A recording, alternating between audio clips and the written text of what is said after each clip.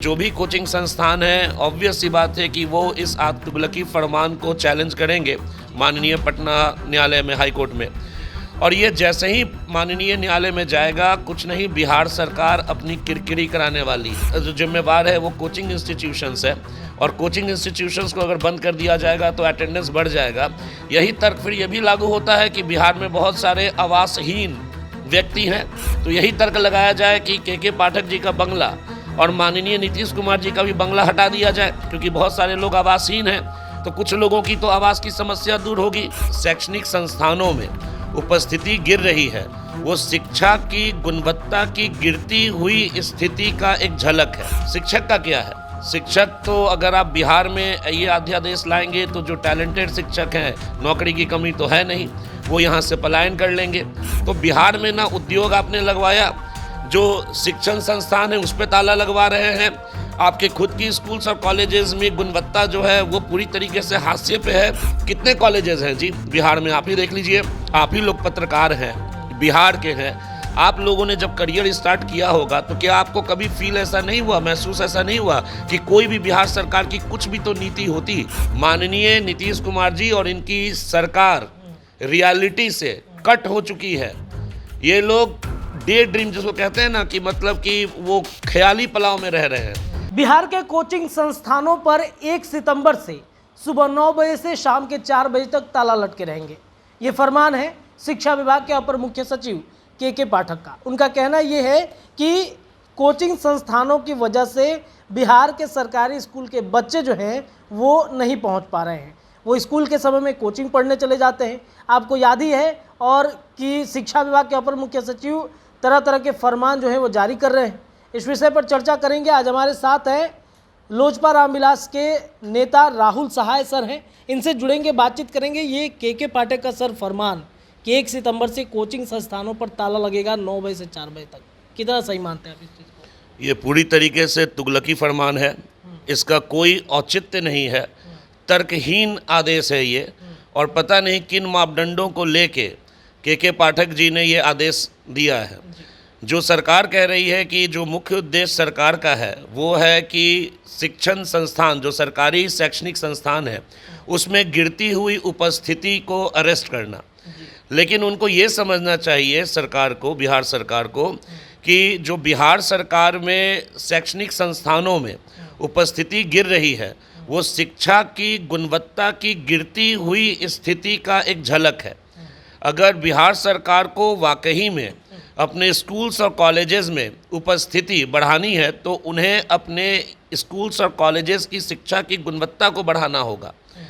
और ये तो मामला जैसे ही माननीय न्यायालय में जाएगा, क्योंकि जो भी कोचिंग संस्थान है, ऑब्वियस सी बात है कि वो इस तुगलकी फरमान को चैलेंज करेंगे माननीय पटना न्यायालय में, हाई कोर्ट में। और ये जैसे ही माननीय न्यायालय में जाएगा, कुछ नहीं बिहार सरकार अपनी किरकिरी कराने वाली है। ये अध्यादेश ज़्यादा दिन रुकने वाला है नहीं, ज़्यादा दिन चलेगा नहीं, क्योंकि ये सीधी तरीके से असंवैधानिक है। आर्टिकल 19, जो अनुच्छेद 19 है भारत के संविधान का, जो भारत का संविधान ये अधिकार देखता है भारत के नागरिक को कि वो स्वतंत्र है अपनी इच्छा से कोई भी पेशा करने के लिए। तो ये तो पूरी तरीके से जो अध्यादेश आया हुआ है वो शिक्षक लोगों के मौलिक अधिकार, और मौलिक अधिकार में अनुच्छेद 19 का उल्लंघन है। आप देखिएगा बहुत जल्द हम और आप फिर से यही चर्चा कर रहे होंगे कि किस तरीके से बिहार सरकार ने अपनी किरकिरी कराई है। और शिक्षक का क्या है? शिक्षक तो अगर आप बिहार में ये अध्यादेश लाएंगे तो जो टैलेंटेड शिक्षक हैं, नौकरी की कमी तो है नहीं, वो यहाँ से पलायन कर लेंगे। अब पहले मजदूर लोग पलायन हो रहे हैं, विद्यार्थी लोग पलायन हो गए, कुछ दिन के बाद शिक्षक लोग पलायन कर लेंगे, और पता नहीं माननीय नीतीश कुमार जी फिर किस जमात की सरकार बनाएंगे। और ये जो तर्क है कि गिरती हुई उपस्थिति की वजह का जो जिम्मेवार है वो कोचिंग इंस्टीट्यूशंस है, और कोचिंग इंस्टीट्यूशंस को अगर बंद कर दिया जाएगा तो अटेंडेंस बढ़ जाएगा। यही तर्क फिर ये भी लागू होता है कि बिहार में बहुत सारे आवासहीन व्यक्ति हैं। आप चले जाइए आशियाना साइड में, पटना के आशियाना साइड में आप देखिएगा बहुत सारे लोग जो हैं वो पुल के नीचे बिना घर के रह रहे हैं। तो यही तर्क लगाया जाए कि के पाठक जी का बंगला और माननीय नीतीश कुमार जी का भी बंगला हटा दिया जाए, क्योंकि बहुत सारे लोग आवासहीन हैं, तो कुछ लोगों की तो आवास की समस्या दूर होगी। ये अपने आप में पता नहीं किस तरीके की सरकार चल रही है, और ये पूरी तरीके से दिखा रहा है कि कुछ प्रमोशंस और कुछ मेडल्स की वजह से माननीय के पाठक जी जो मुख्य सचिव हैं, उन्होंने ये अध्यादेश लिया है अपने राजनीतिक आका को खुश करने के लिए। बिहार के विद्यार्थी की भविष्य की कोई चिंता नहीं की गई है। अगर जो, और ये देखिए कि जो बीपीएससी और यूपीएससी जो यूनिवर्सिटी के स्टूडेंट्स हैं, उनके कोचिंग इंस्टीट्यूशंस पे भी बंद लगाया गया है। अब बहुत सारे पटना में ऐसे तादाद के लोग हैं जिन्होंने अपनी कॉलेज की डिग्री कर चुकी है, तो वो लोग अब सुबह से शाम तक क्या करेंगे? तो ना तो आपने ढंग का शिक्षा दिया अपने शैक्षणिक संस्थानों में। अच्छा, जो लोग शिक्षक हैं अभी जो कोचिंग चला रहे हैं, आप देखिएगा कि वो लोग भी बाहर से पढ़ के आए थे। तो एक तो वो लोग प्रवास, मतलब कि उनको आप लोगों ने निकलवा दिया जब उनकी पढ़ने की जब ये समय था, तब ने आपने अच्छा एजुकेशन दिया नहीं। तो कुछ बिहारी लोग गए बाहर अपने पैसे से पढ़ के, वापस आके अपने जो राज्य की सेवा करना चाहते हैं, अपने युवा भाई बहन को पढ़ाना चाहते हैं, उन पे आप ये सब पाबंदी लगा रहे हैं। तो बिहार में ना उद्योग आपने लगवाया, जो शिक्षण संस्थान है उस पर ताला लगवा रहे हैं, आपके खुद की स्कूल्स और कॉलेजेस में गुणवत्ता जो है वो पूरी तरीके से हाशिए पे है।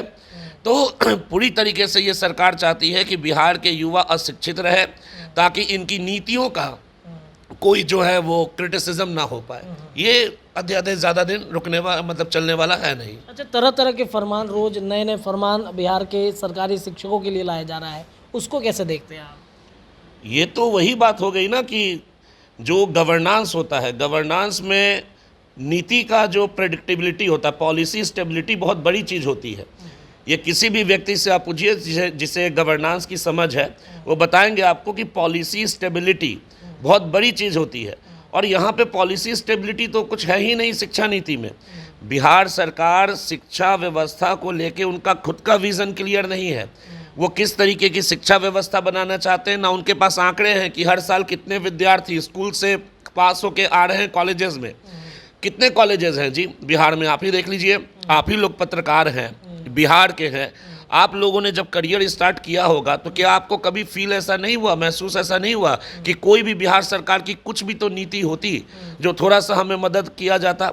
बिहार में कितने जर्नलिस्ट स्कूल हैं बिहार में कोई पत्रकारिता का कॉलेजेस, ये सब बिहार में है कहाँ? ना स्कूल्स हैं ना कॉलेजेस हैं। जो थोड़ा मोड़ा शिक्षा की व्यवस्था और गुणवत्ता कोचिंग इंस्टीट्यूशंस की वजह से थी, वो भी ताला लग रहा है।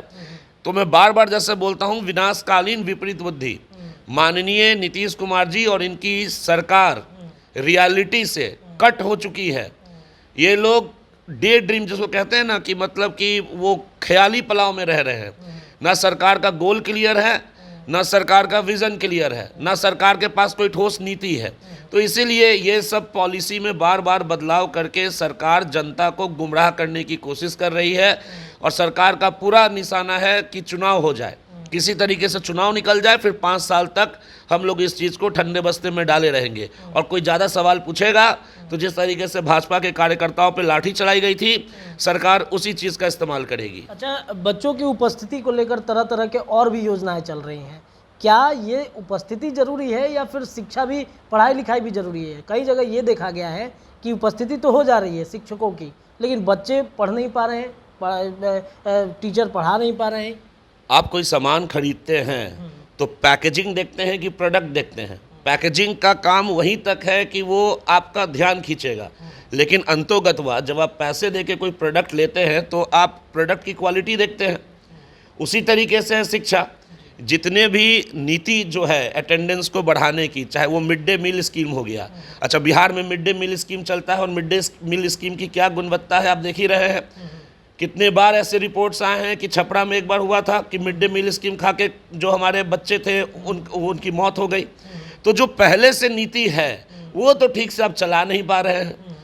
शिक्षक की नियुक्ति आप नहीं करते हैं। क्या हर एक साल शिक्षक की नियुक्ति हो रही है बिहार सरकार में? शिक्षक आपके पास है नहीं। मिड डे मील स्कीम जो खाना खिलाने वाला है उसमें जहरीली खाना आप खिलाते हैं।